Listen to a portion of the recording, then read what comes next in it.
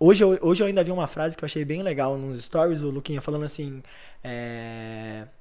o que você deixou de ser depois que cresceu?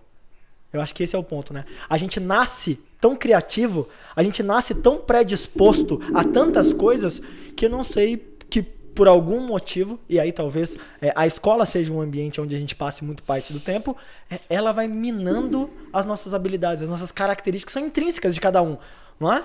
E aí, o que você tem a falar sobre isso? Como é que é isso? Eu posso até fundamentar isso num estudo que tem de uma fundação, chama Fundação Butim, na Espanha, né? Eles fizeram um estudo muito bacana e acompanharam crianças do 0 até os 15 anos para acompanhar a taxa de genialidade delas. Então, todo mundo fala que... Genialidade? Quanto você é gênio, né, do QI. Então, eles dizem assim, tipo, Einstein tinha tanto, né? Essas pessoas super fodas tinham tanto. Mas por que elas tinham, né? Então, eles foram pesquisar isso durante 15 anos. E eles pegaram 100 crianças para fazer esse experimento. E elas perceberam que de 0 a 5 anos, a taxa era de mais de 90%. Dos 5 aos 10, isso cai para 70%. Né? Eu tô dando um número mais arredondado, tá? Não, tranquilo. E de 10 a 15, isso cai para 30%. Uou! E aí ele disse assim, por quê? Né? E aí, nesses estudos, eles foram vendo que a escola, na verdade, e eu sei que muita gente vai me matar por falar isso. Não, é tranquilo. Eu acho que assim, a gente tem que saber aqui, o pessoal como um todo, dividir as coisas, né? A gente precisa ter um olhar mais sereno para as coisas e entender a divisão entre aquilo que a gente acredita. Não há um questionamento de que a educação é realmente importante, mas a gente tem que apontar as falhas da educação, não é? Nada é perfeito, pô. E a escola, ela faz com que, na verdade, ele seja uma linha de produção. Então, o aluno, ele vai chegar na escola, ele vai sentar numa carteira, ele vai olhar para uma lousa, ele tem que copiar e colar. Ele dá um Ctrl-C, Ctrl-V naquele conteúdo. Então, ele não aprende, ele decora. É igual aquele clipe do Pink Floyd, Another Brick in the Wall. Exato. É bem isso, tem uma cena que é bem isso. As crianças numa esteira, assim, né?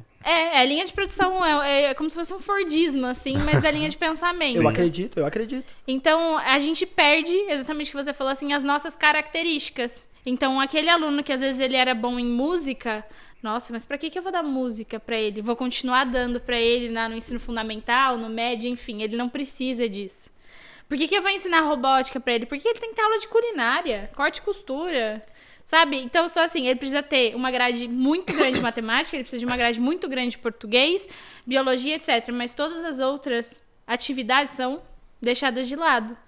Então... E é engraçado, só fazendo um parênteses aqui, Paulinha, e é engraçado que, assim, como a educação, quando ela é vista desse jeito, ela tá na contramão da sua própria era, né? Porque, assim, nós vivemos no mundo das habilidades. Não é? As pessoas que vão pro YouTube, elas têm a habilidade de dançar muito bem, de cantar, de fazer paródias, né? O lado criativo. E muito mais. E muito mais. Então, assim, hoje eu fico pensando que o profissional, em si, ele é um ser completo. Então, para pra pensar que você tá ali dentro do seu trabalho, não é? E aí você trabalha numa área de marketing, por exemplo. E aí nós estamos falando de uma empresa, de uma área de marketing muito grande, de uma empresa muito grande. Não é? E ela vai fazer um jingle.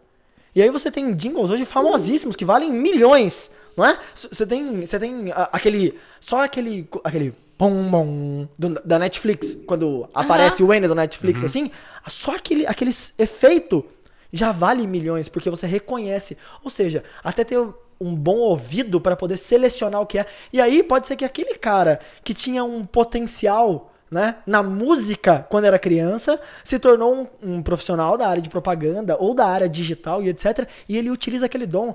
Eu acho que todos eles não é necessariamente ser músico, né? Não, é um exato. complemento. É isso que as pessoas às vezes não conseguem enxergar, que não é pra ele ser um músico. E se ele quiser ser, tudo bem se ele for, né? Mas você consegue encaixar isso em várias coisas da sua vida. E quando eu fui criar a Axon, foi porque eu nunca fui uma boa aluna. Todo mundo olha pra mim hoje em dia, quando eu dou palestra, quando eu converso, fala assim, nossa, você devia ser aquela aluna nota 10 da escola. Não, eu era aluna que pegava recuperação em tudo na Paulinha, escola. bate aí. É isso, Paulinha. Nós éramos essas pessoas e Lucas Brito não era. Não era. O Lucas Brito não Lucas, era. você não pode sentar na sua mesa, então. Não, com certeza não. Eu realmente era o nerdão, assim, CDF, tá ligado? Exato, Lucas. É por isso que você toca o som podcast. Tive dificuldades, entendeu? Cheguei a quase repetir por química, né? Okay. Mas teve isso, assim, teve essa pequena mancha no meu boletim, mas de resto era realmente, tipo, de 8 pra cima. Cara, eu devo ter algum 8 na minha vida. Assim, que manche o meu boletim de azul. Sim, né? que quebra o padrão ali, Isso, né? que quebra. Dá aquela coisinha no toque, fala... Isso, com maior frequência, as minhas notas não eram lá as melhores. Inclusive, eu cheguei a ter professores que falavam pra mim, assim, tipo... que você não vai fazer nada da vida, né? Ó, e aí eu acho que é um problema sério. Real, eu tive um professor que falou isso pra mim. E aí você teve isso. Eu acho que é um problema real que a educação deveria pensar sobre, porque assim, não são casos isolados, tá? Converse com todos os seus amigos, eu acho que as pessoas vão poder comentar, não só nesse episódio aqui, aonde elas virem esse bate-papo aqui, sobre isso. Muitos professores falam isso para os alunos, e isso fica marcado na cabeça dos alunos. Fica, a gente fala que são 3 pessoas que são muito importantes na vida da criança e do adolescente. Os pais, os professores e a família. Que são as pessoas que às vezes falam coisas pra vocês que a gente diz assim, mas a criança nem vai lembrar. E é onde ela mais lembra daquilo e impacta a vida dela, né? Esses dias eu compartilhei até um vídeo com o Rubens de uma menina fantástica, gente. Ela tem 7 anos, ela vai no TED Talk pra falar justamente sobre o quanto o esconde-esconde, por exemplo, pode ser uma criança que ajuda, uma brincadeira, que ajuda a criança na parte cognitiva dela, de confiança, de saber que tem alguém ali, dela não sentir medo. E quantas vezes a gente, quando é adulto, a gente se sente inseguro, a gente não tem, assim, a gente acha que não dá conta de fazer aquilo, porque algo na nossa infância fez com que a gente não tivesse a coragem, né, ou a gente caiu muito, porque ninguém segurou a gente lá atrás. E a gente leva isso pra nossa vida, né? A gente duvida de nós mesmos. Muitas vezes. E a geração que tá vindo hoje tá muito assim.